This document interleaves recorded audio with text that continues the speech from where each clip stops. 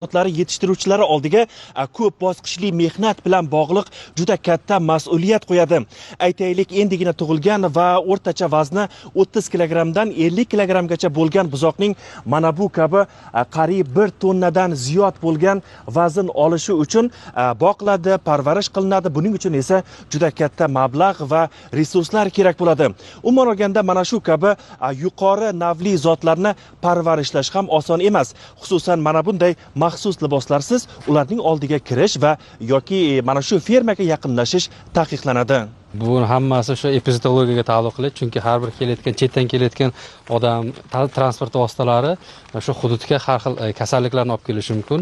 Bular 24 ga 7 nazoratda bo'ladi. Bizda hozir asosan mana bu Aberdeen Angus zotlari, Hereford zotlari saqlanadi. Bular hozir deyarli mahalliylashtirildi.